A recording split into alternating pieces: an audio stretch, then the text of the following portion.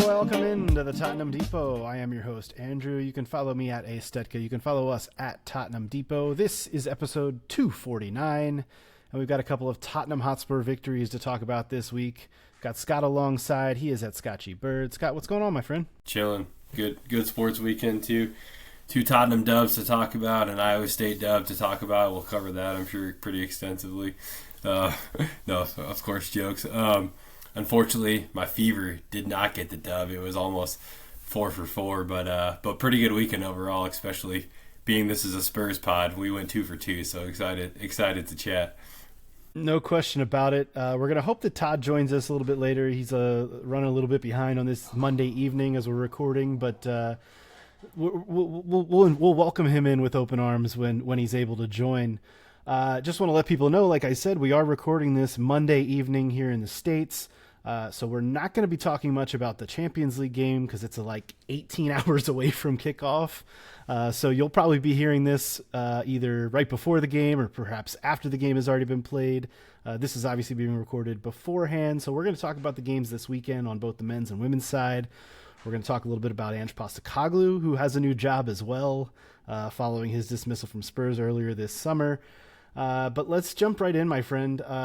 Spurs went to the London Stadium on Saturday and kind of put an ass whooping on West Ham United. And it was, I don't know how else to describe it other than comprehensive. It was joyful. Spurs just had a whole hell of a lot going for them throughout this match. I'm going to let you take it away. What was just your impression of Thomas Frank's team on Saturday against West Ham? Set pieces, baby. That's the name of not only this game, but the game, metaphorically speaking, right? Set pieces. We look good from set pieces. And Cuti Romero, beautiful goal. We all know that should have stood, right? Yes, no question.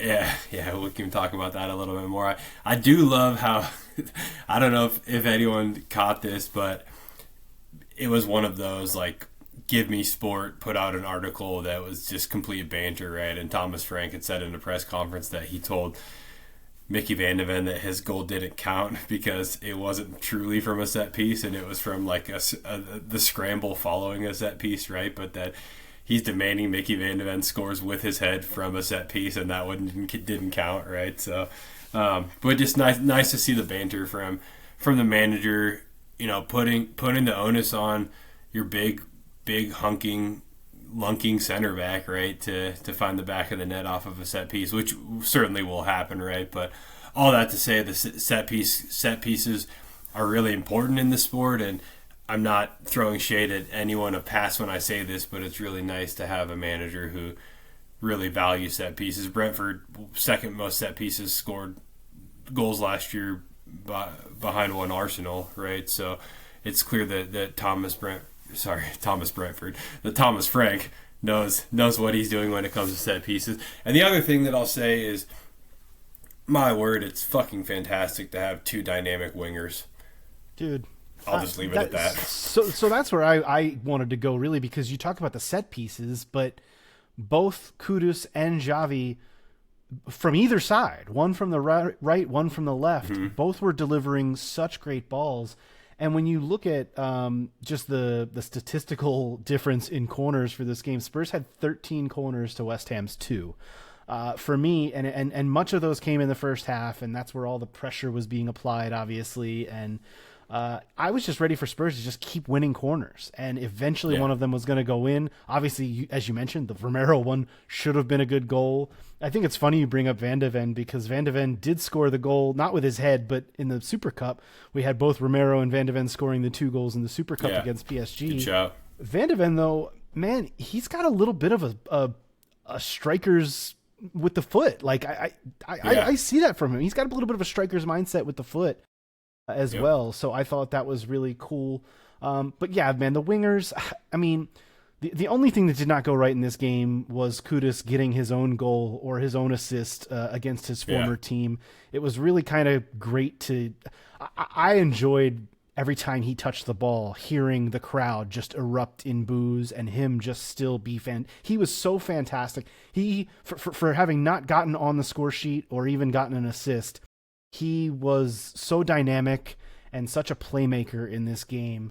It really, really brought a smile to my face to see him perform so well there, even though he was not able to register a goal or an assist in this one. He played so well and deserves so much praise for going back there and kind of sticking it to the fans who were booing him throughout the entire match. I thought that was really, really cool. And on the other side, like you mentioned, with Xavi making his debut, he gets an assist off of the headed goal. And I don't know, man. I'm really excited to see what this attack can be with these guys. We haven't even seen Rondo Colomani yet. He did not play in this game, even though he was available off the bench. I'm interested in what Thomas Frank's going to do from game to game with this front setup. That being said, I'm also really interested to see what you think about Mathys Tel playing the number 9 role, because I still think there's something about his game that is not suited for the 9 role, especially in the Premier League. He doesn't have the hold up play as of yet. He's obviously a dynamic player and has a lot of strengths, but there's something missing there for him in the 9 role, at least in my eye, in the Premier League. What are your thoughts on him? Yeah, I mean, I think he's young. I have a lot of belief that he will be a very good player in the Premier League. But, he's still, less than a year from his move to the Premier League.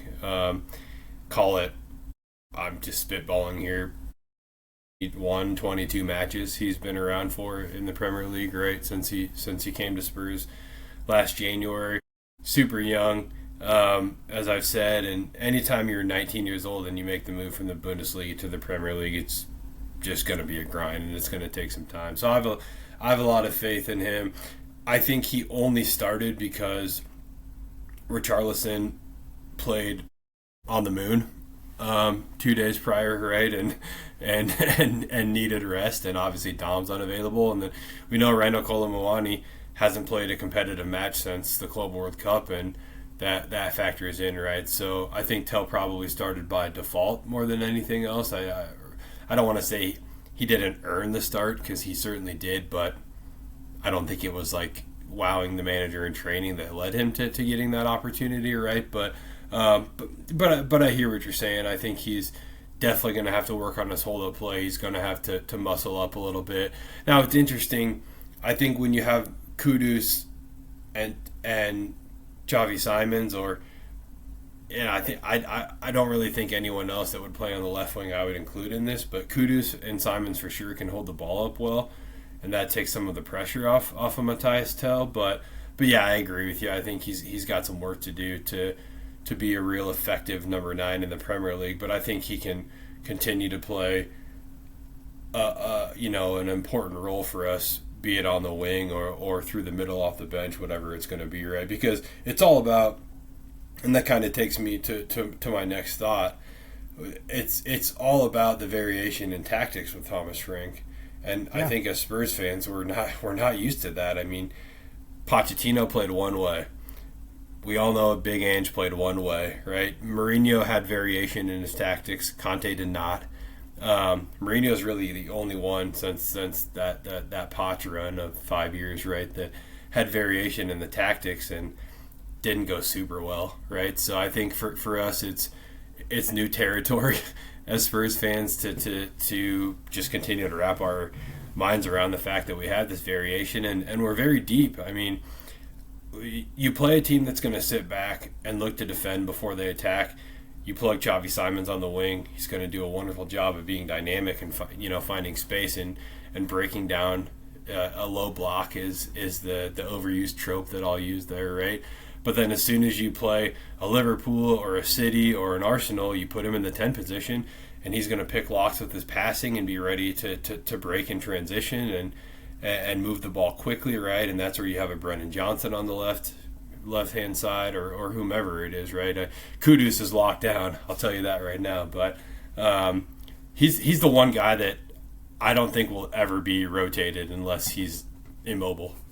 Well, yeah, and I mean, unless he needs to, obviously, you're like what you're talking, and it's getting back to the Tel thing just briefly too. The other thing that you have to consider, not only is he starting because Solanke's still not available, and like you said, Colomani is still getting up to speed, but Tel's also not going to be playing midweek because he's not included in the Champions League squad. So 100%. you know that you're going to need more bodies available for the Tuesday or Wednesday matches during the week. So maybe that is Tell's opportunity to make himself a presence in the Premier League games instead. We talked about the foul early on that chalked off the goal. I don't think much else needs to be said about that other than no one seemed to agree with it. I think even there are probably some West Ham fans out there who are thinking, how the hell did that get chalked off? The other place I wanted to go, though, with you is the midfield, because I thought the midfield in this game was interesting in that Lucas Bergvall comes back in, and obviously he gets a goal and an assist, his first Premier League goal, a stunning goal. I've watched this goal from every single angle, and every time I still am just amazed by the way he not only the way he picks out the run and Romero picks him out with just a gorgeous pass, which is also, I think, something that we really need to stamp on is part of what makes Spurs so dynamic. And we saw this even under Ange. Part of what makes them so good in attacking is actually Christian Romero, because of his ability to ping passes like that, because of his ability to ping even just the most basic of passes and get the ball moving forward. He's obviously very good defensively, but the dynamic ability that he has to do stuff like we saw there. It's a restart.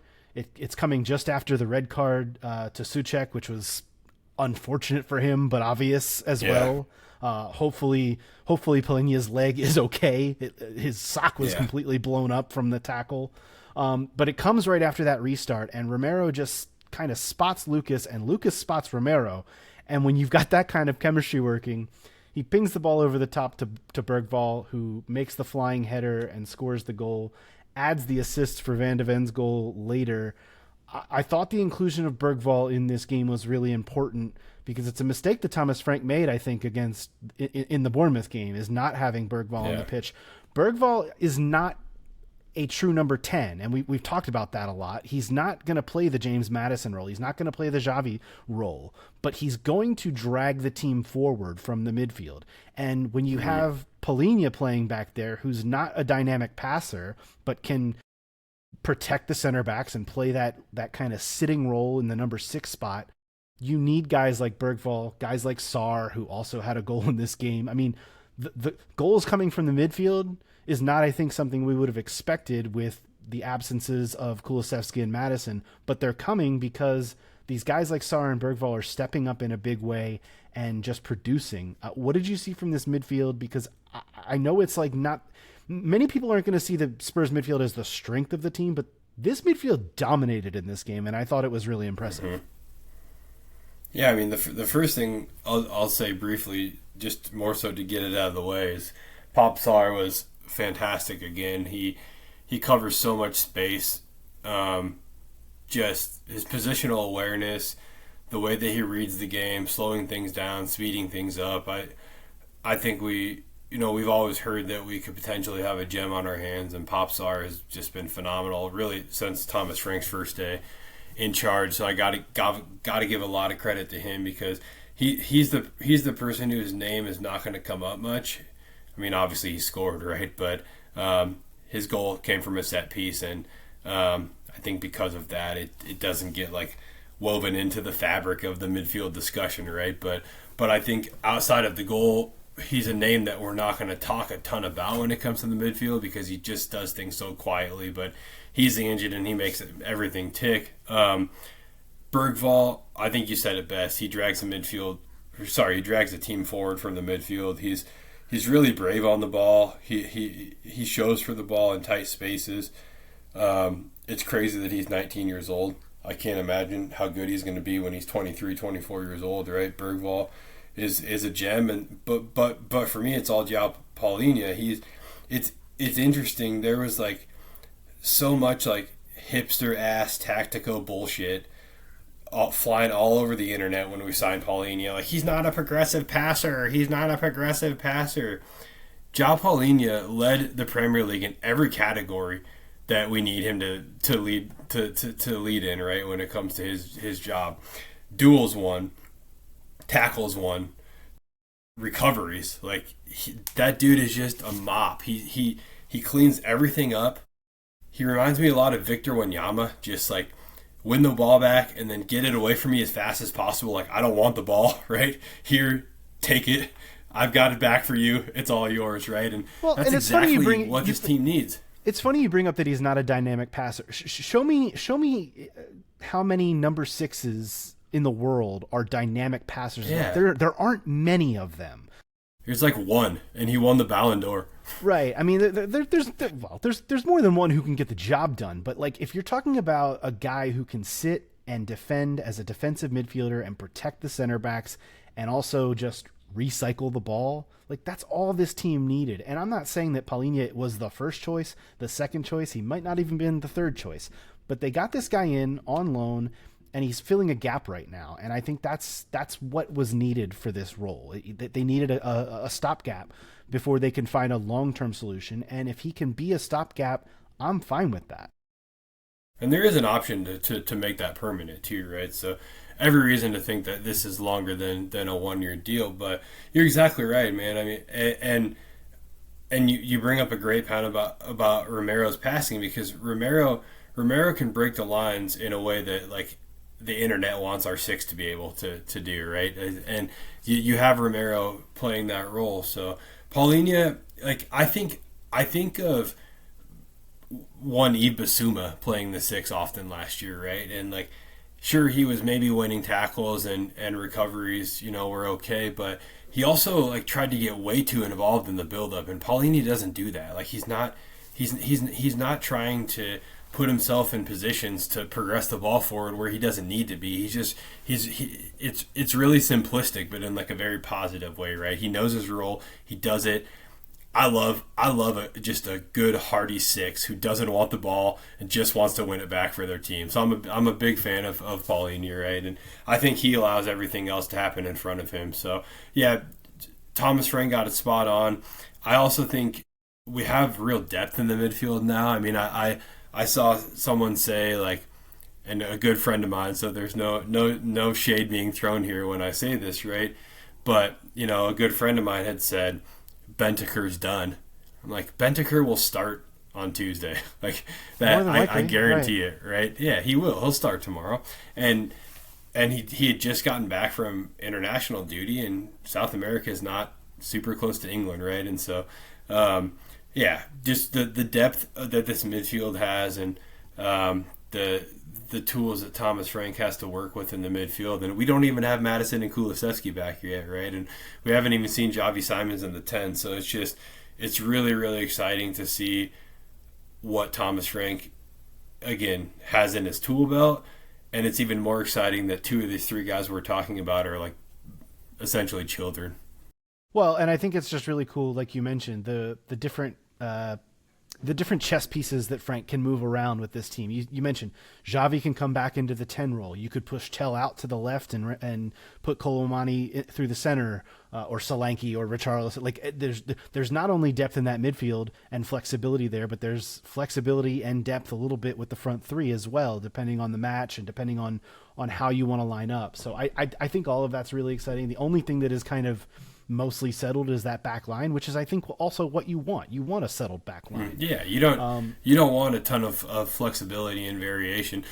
The one thing I will say that I really like is that Thomas Frank is not afraid to flip a center back from a tactical perspective. I wouldn't want to say tactical, but more of just like a fitness perspective. The way that he brought Danzo on for Van de Ven, I think, in like the 77th, 78th, I'm not sure. 80th minute he brought him on, yeah. 80th minute, right? And that's awesome too. Like, there's always this, like, unspoken code that you don't sub your center backs unless, like, one of them's injured, right? And it's really nice to see Danzo getting minutes and coming in to see a job out. And dare I say that he's maybe protecting Mickey Van de Ven's hamstrings, which is also super nice to see, right?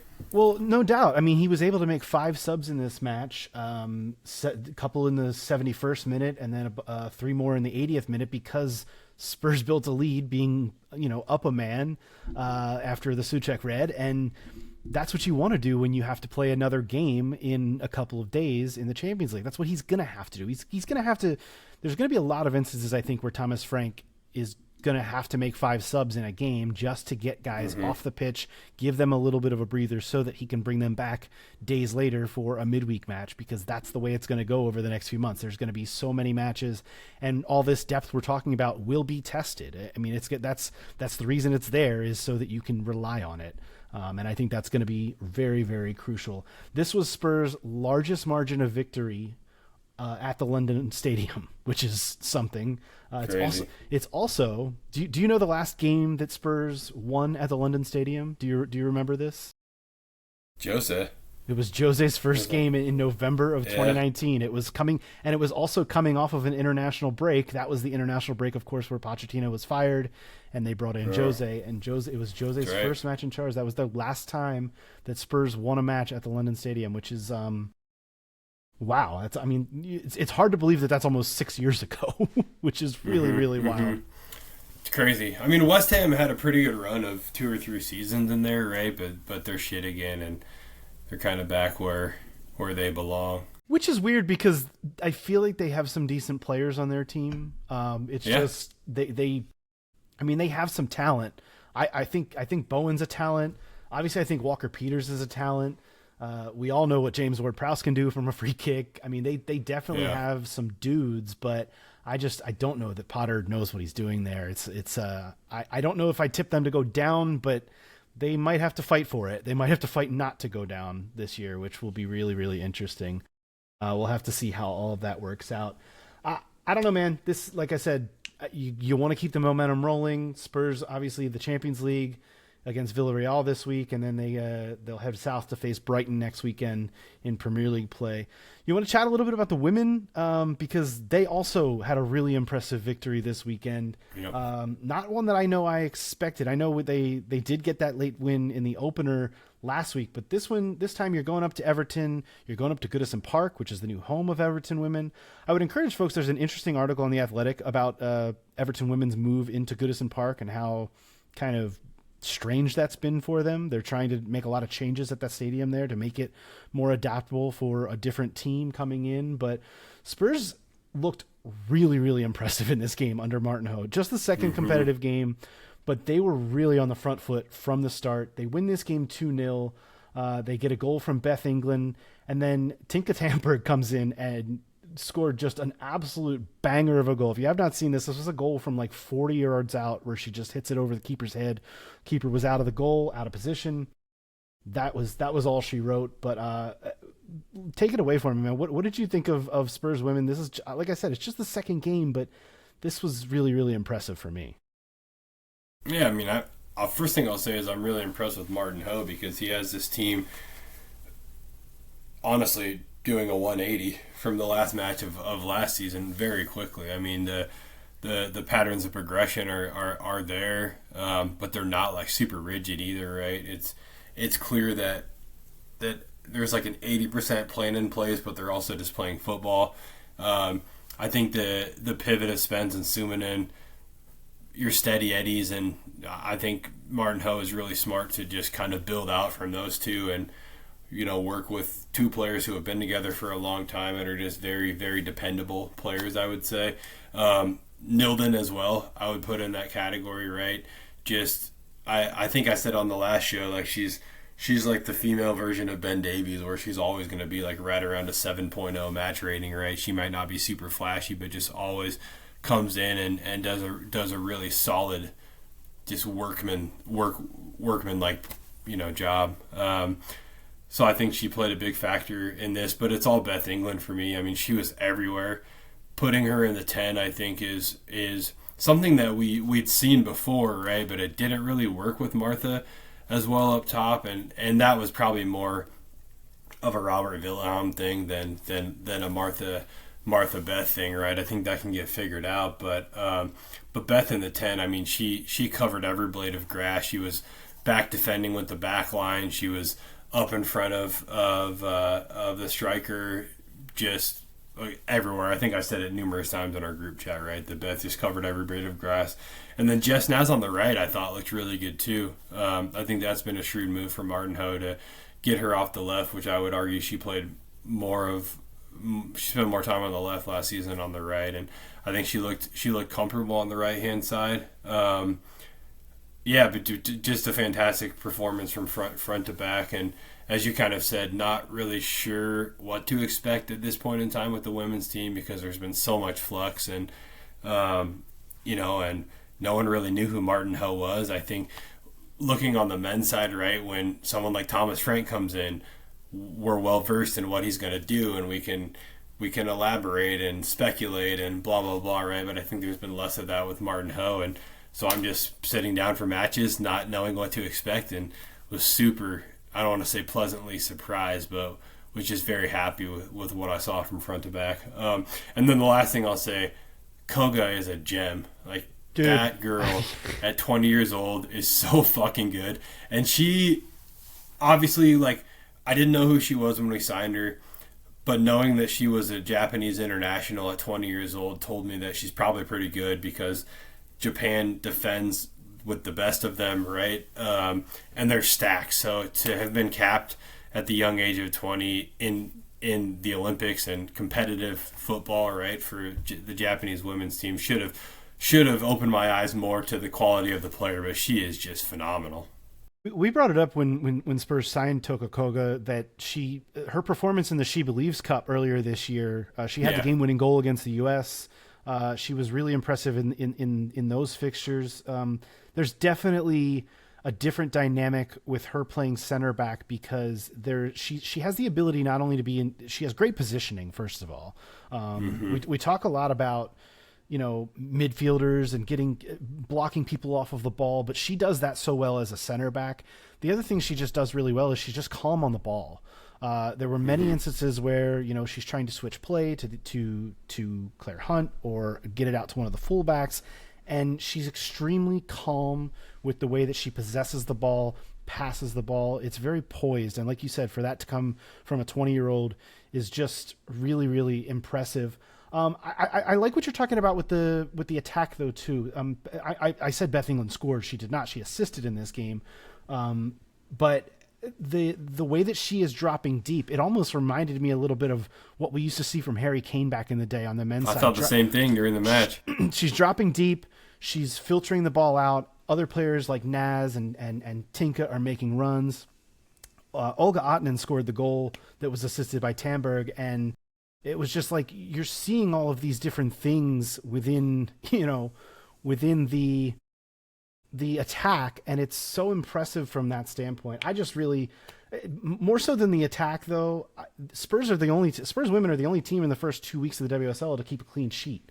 They have not given up a goal through the first two games. Now, granted, you can say whatever you want about the competition thus far, and that will, the difficulty will increase as the season goes along. We know that, but just really, really impressive from Spurs Women overall. The hold-up play, the movement in the midfield, everything just looks different, and the personnel is not that much different from what we saw last year, other than Toka Koga.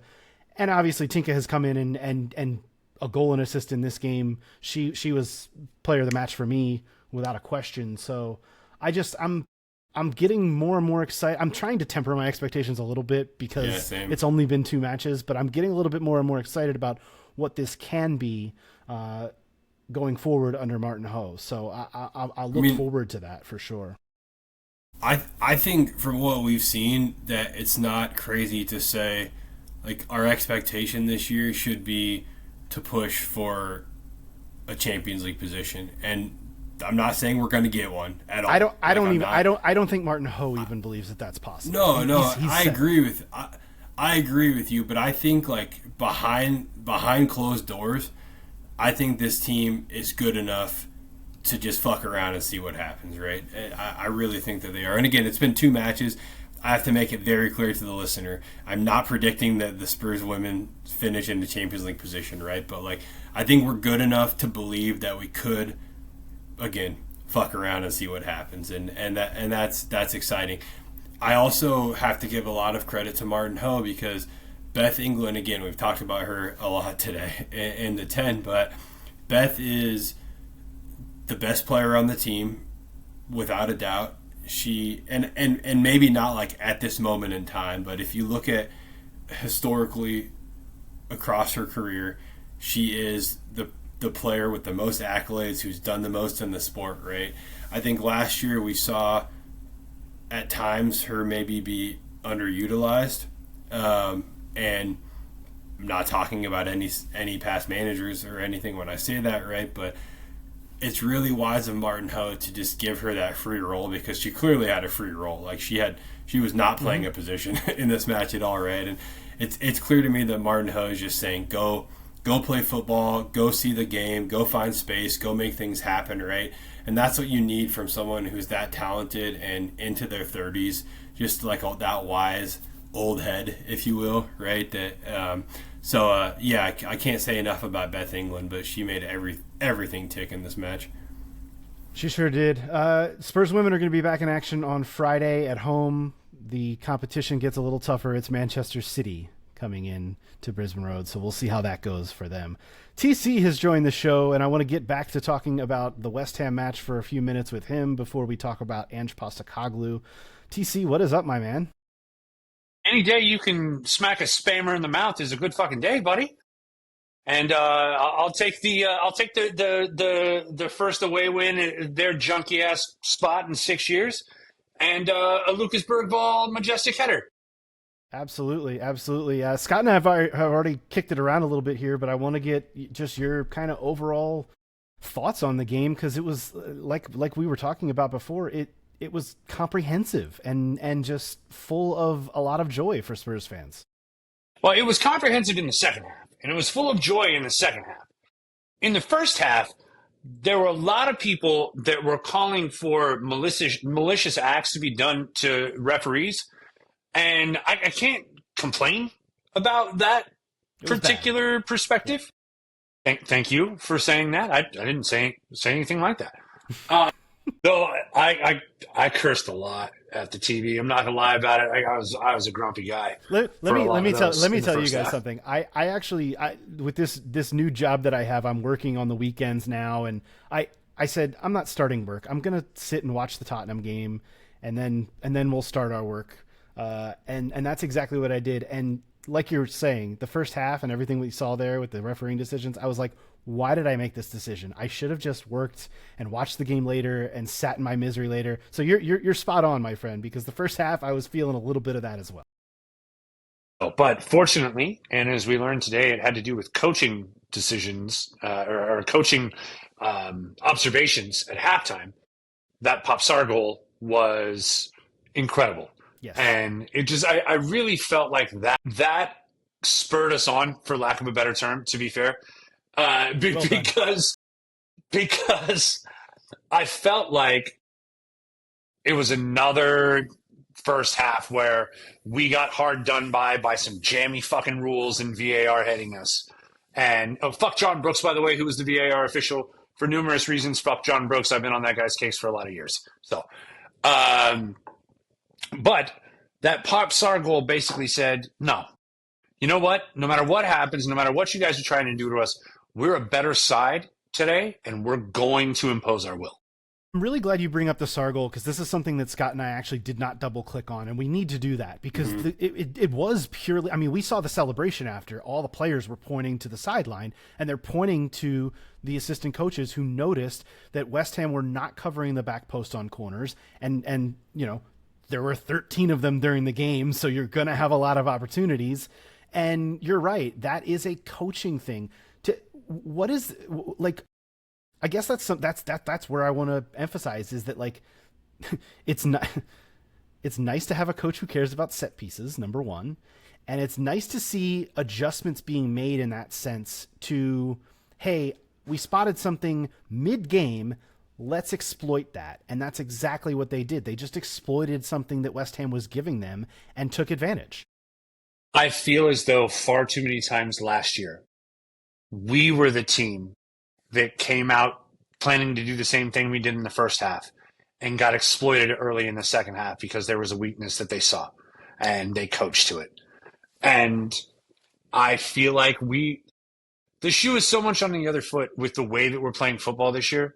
Like, it just feels elastic almost. Like it is textbook game plans that it's hard to argue with the results. So we'll see.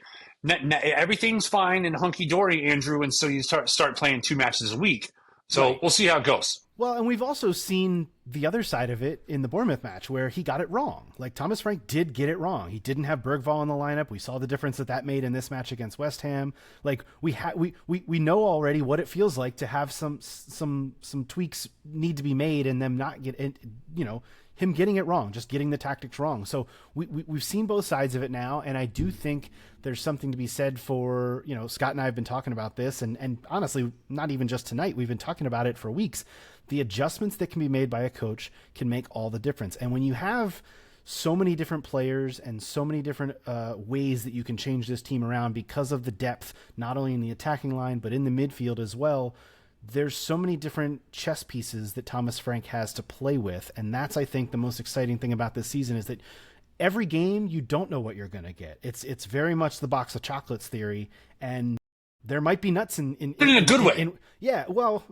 In a good way, but also there might be nuts in one of these too. Like, I didn't mean to fuck up your analogy there. I appreciate where you were going, but it's all good. But no, what I meant by that more than anything else is that I feel like last year we kind of had a similar sense of we don't know what's going to happen. It could be awesome. It could be shit. And, I feel like a lot of that under Conte was similar. We don't know what's going to happen. It could be awesome. It could be shit. I feel like even when we find a nut or two with Thomas Frank, it's weird. Even when it's a shitty game under Thomas Frank, he, like Bournemouth, he if you came out and he talked about it, he goes, I learned so much in that week. I learned so much. And what that says to me is I love somebody that learns from their mistakes. And I think Thomas Frank came out and said, listen, I got this, and this wrong on the day. I watched the tape. I learned from it. That made me better going forward.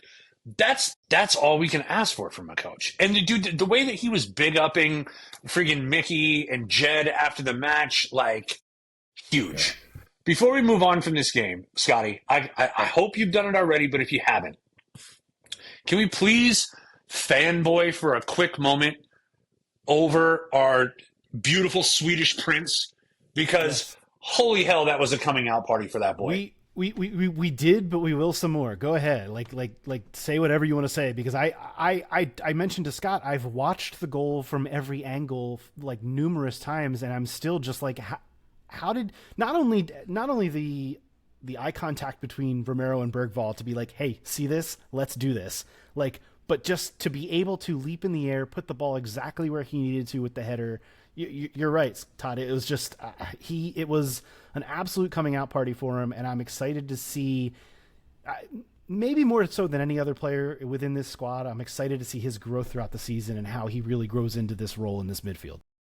Buddy, the goal was the third best move that he made. Right. Like the second best being that little shimmy in the box and then the little touch pass to Van de Ven, who looked like someone who came up as a striker in the Swedish system, just saying. Wait till you listen back to this, because I mentioned that he has a striker's foot earlier. Yeah. I love it. And then, but the one that really did it for me was there was a turn that he made in the midfield where he went back and he tracked back and he did this crazy sliding tackle on this guy to win the ball back, stood up, ball was at his feet. He shimmied one way, shook two dudes, and completed the pass. I was like, that is the type of stuff that's the reason why Thomas Frank puts him in the side, is those types of things. So it was impressive for him. I thought the striker's finish of Van de Ven was great.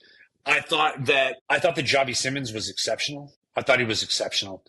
I thought that there was a little clogging on that. I was surprised at the lineup.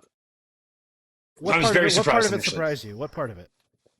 The up front, like the way that he set it up front. I was surprised to see Xavi on the left instead of in the proper 10. I was just surprised.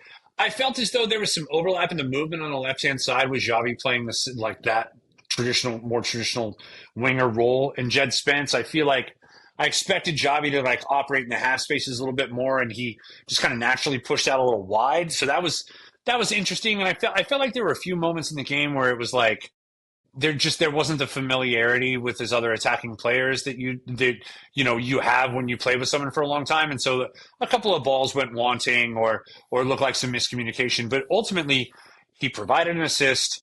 He was leading the charge. He looked fluid, Scotty, in his decision making, and I think that was something that was really comforting to see. I feel like that's what you get in a natural 10 when you have even a guy like Kudus, who's incredible with the tricks and chops on the ball, but the final ball in the decision making is sometimes less than, has less quality than maybe you'd want it to.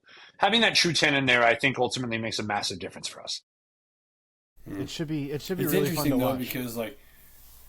Because sometimes I'm not quite sure that we'll see a natural 10 as much as we maybe expected to from Thomas Frank, because I think when you have a midfield of Paulinho and then two young guns in front of him in Popsar and Bergvall, you can press a little bit higher and bypass the need for that creative person in the build-up, and you can push the creativity out wide. I'm not saying that we shouldn't be using a 10, right? But I think that there will be plenty of opportunities for us to set up in a way that's not going to use a true 10. We talked a lot about Paulinho, Todd, and the work that he does to allow everyone else to thrive in front of him, and this ties into Bergvall and all of that, right? I don't mean to just jump back to Paulinho out of nowhere, but I'd mentioned to Andrew that there was just a lot of what I felt was silly conversation around João Paulinho being the wrong signing when we brought him in, and he's not a progressive passer, right? And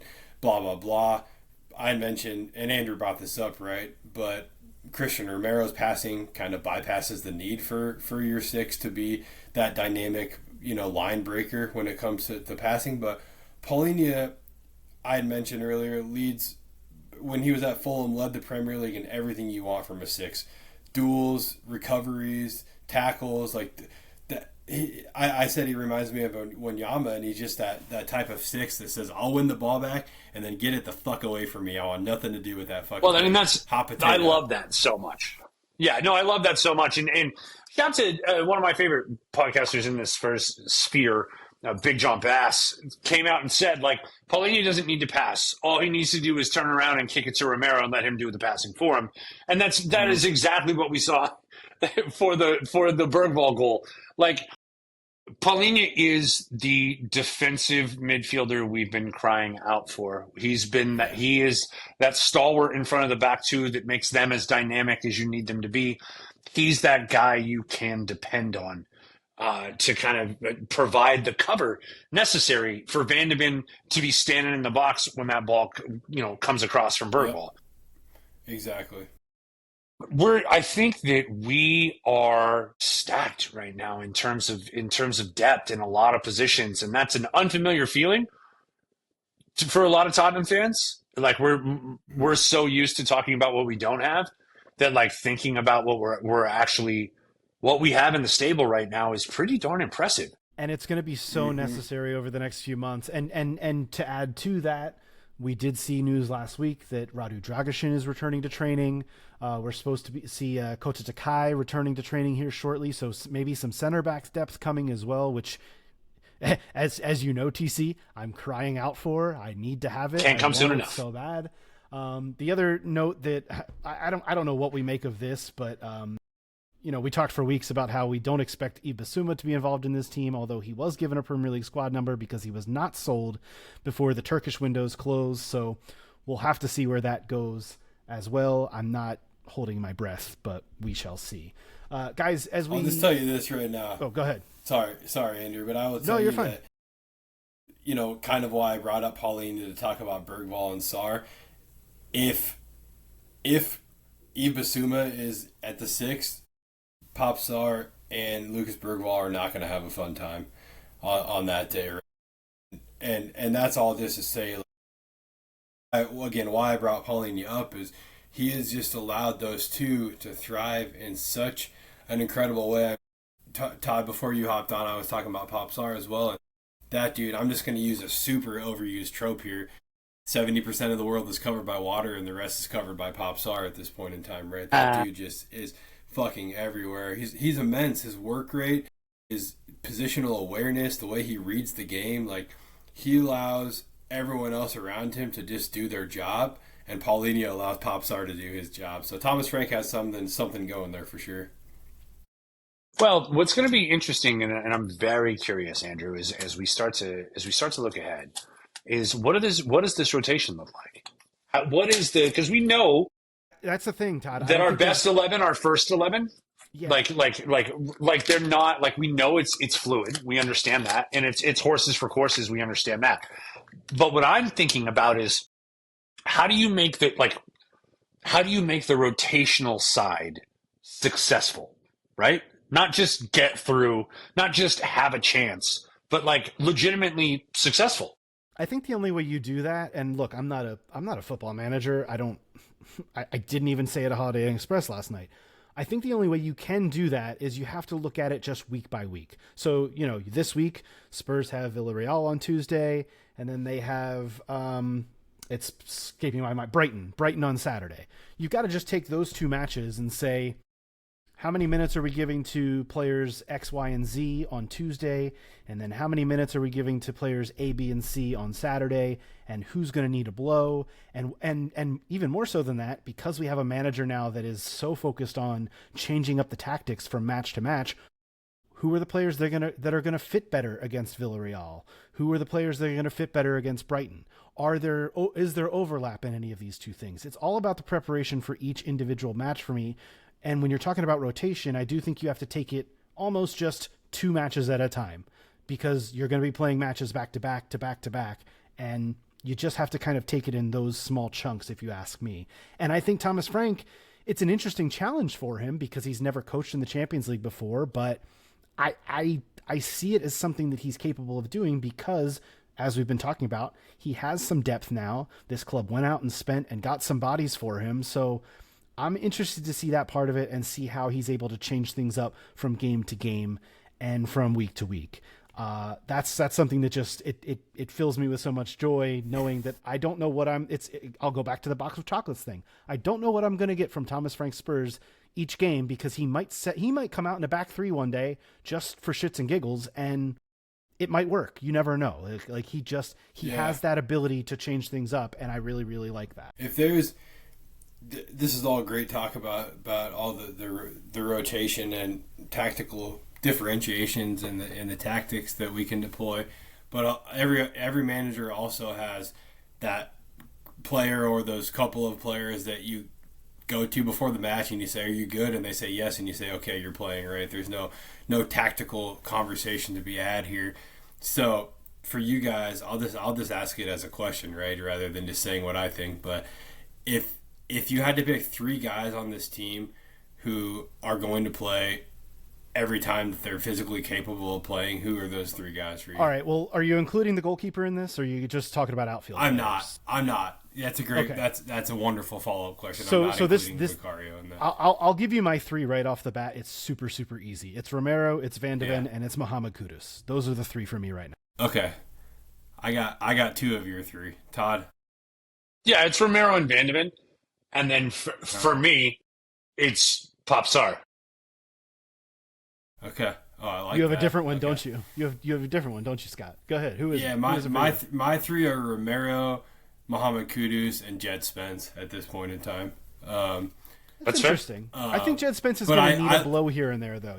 Like he I don't. As a fullback, he'll have to. Yeah. I think I'm including him that more for just like the sake of the argument and talking about how phenomenal that guy's been. But Popsar is quietly putting together a team of the season campaign. Dude, he's been incredible. The other thing we didn't mention though, in terms of the rotation, is Udogie did return off the bench this week. We which is great. Hadn't even said which is we great. actually have a rotationary left back. Yes, which is very necessary. Yeah, they're going to need it for sure.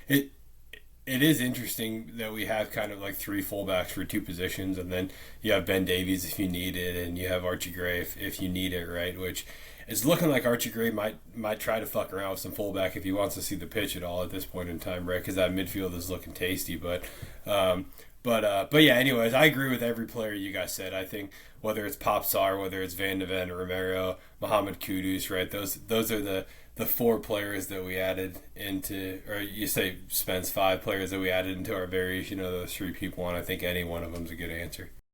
So there's obviously so much that Thomas Frank can do to change things up and move things around, and that's part of what we in the infancy of his managerial stint here. It's what we've loved.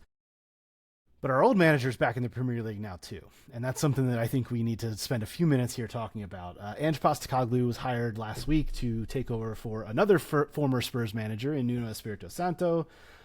He is the new manager at Nottingham Forest. The only thing about this is that's kind of a bummer is that Spurs don't actually play Nottingham Forest until December, and that's the away leg. The home leg isn't until March, so we're gonna have to wait a little bit. No guarantees that he's gonna be there in March. Correct, 100%, man. You're very right about that. But I wanted to hear from Ange because number one, we love hearing from Ange. He's a great. We love Ange. He's a great talker. But Ange, in his introductory press conference this past week, was asked about his tenure at Spurs. And included some thoughts about the way that he was sacked. Let's listen into this right now. I knew it was coming, so it wasn't a surprise. So that's the one thing. I knew it was coming a fair way before the final. But, we won it and we had the parade. So it was a great 3 days and I didn't want it to tarnish that. But after that, I kind of knew it was done. So, from my perspective, you have a chance to process that.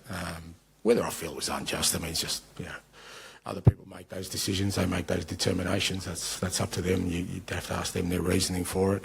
But what I do know is I had 2 years where it was very, very challenging. But I worked with some fantastic people in the football department.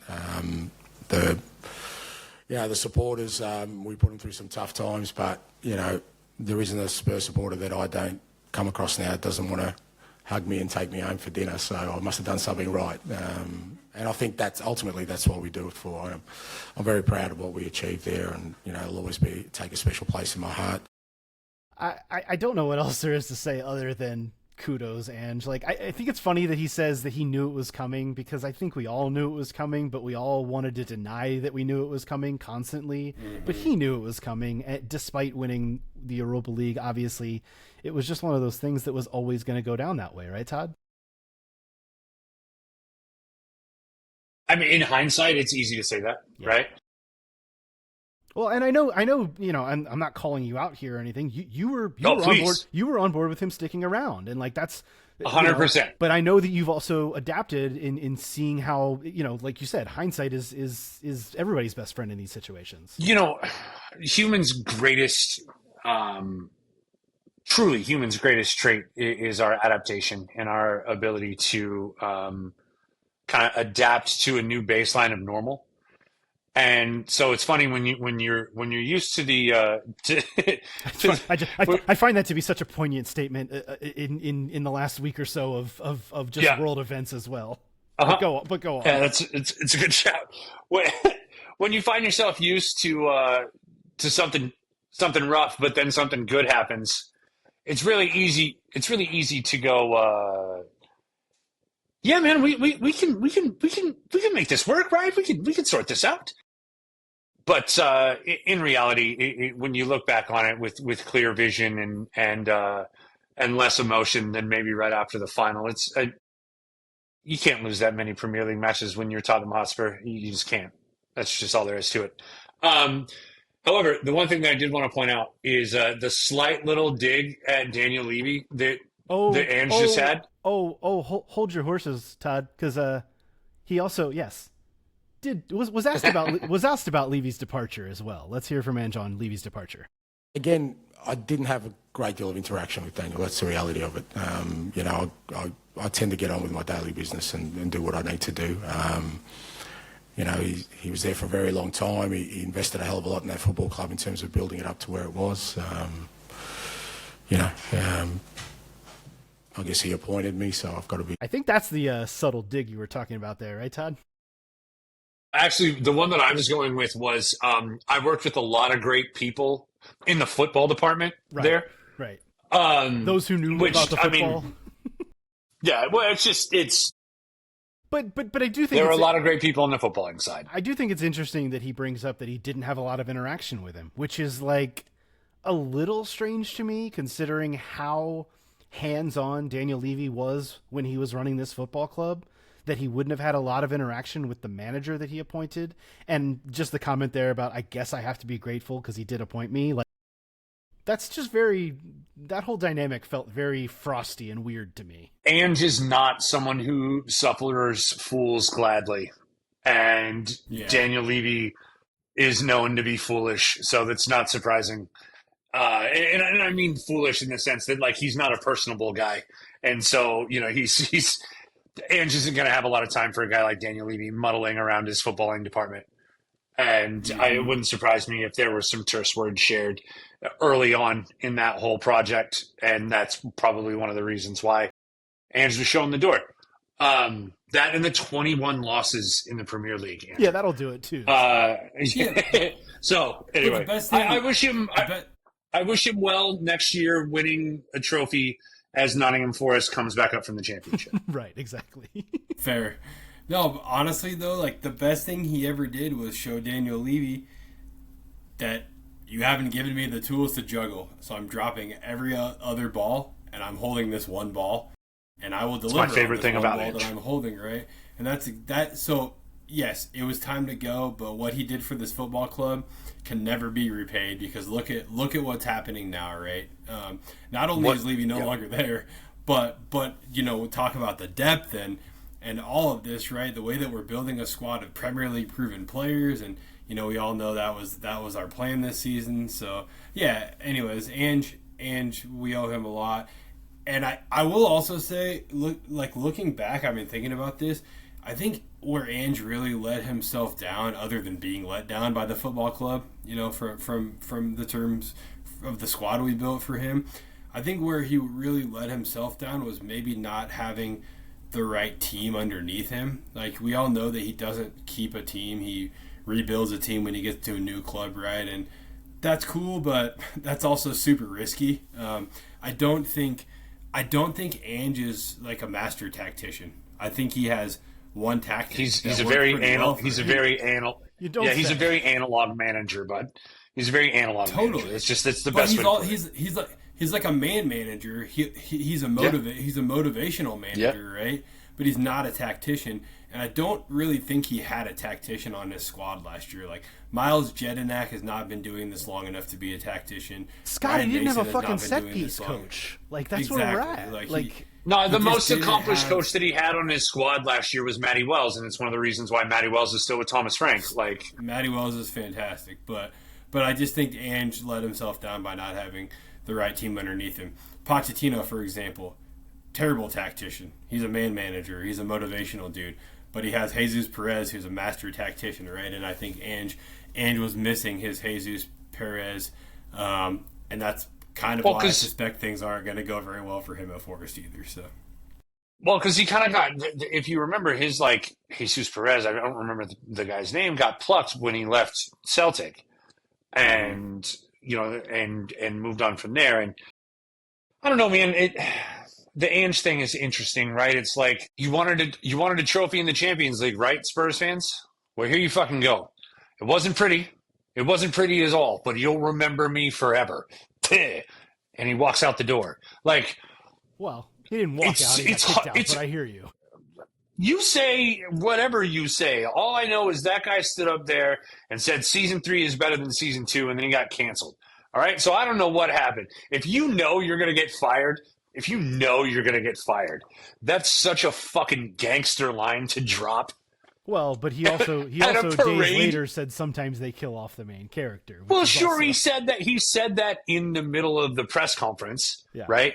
Yeah. But in the middle of the reason why I say this is because it is so Hollywood, right? Like this Vincent D'Onofrio could play Ange in the movie, right? Like this is it's so Hollywood. You're welcome for that. I'm picturing that now. I can see that. I wonder how his Australian accent is. Greek Australian. Oh, but when and just box office, brother. Like, and was box office for Spurs. And whether we finished 17th and lost 21 league matches, or whether we brought home the first European trophy in 41 years, you watched. Yeah. And It wasn't like Mourinho. It wasn't like Mourinho. Whether you won or whether you lost, it was going to be 1-0 and you were going to hate your life. And you still felt miserable even if you won, because it was the just whole not time an enjoyable watch. And nope. we're kind of getting the best of both worlds, where we did get enjoyable watches but had to suffer through it last year. And now it's something totally different. This quote-unquote season 3 has a new character, and we're getting also something exciting now, which I'm really, really looking forward to. And I'm looking forward to the wrath of games that's about to come down the next few months, because there's going to be so much football to watch, and I'm excited to do it all with you. I'm going to move to wrap here if you guys don't have anything else, because it's dinner time in these parts, and there's nothing else to say other than Spurs play in the Champions League this week, which is fucking awesome. And I'm so excited we get to hear that anthem fill the beautiful stadium in N17 this week. We'll have plenty to talk about come next week. That is going to do it for this episode of The Depot. Be sure to check out our episodes on our YouTube page. If you don't watch our YouTube page, I don't know what you're doing. You get to see our goofy facial expressions and see all the times we mess up and are laughing at each other. Head on over to youtube.com/Tottenham Depot. You can leave a rating and review on your podcast app of choice as well. Follow us on the socials at Tottenham Depot. You can follow Scott at Scotchy Bird. You can follow Todd at TC_Show. You can follow me at Aesthetica. But once again, follow us at Tottenham Depot. We're on Twitter, Instagram, Blue Sky. We're on Threads. We're on TikTok now. We're everywhere. So go follow us in all those places, and we will talk to you next week. Tell your friends. Tell your friends about it. We'll talk to you next week. As always, come on, you Spurs.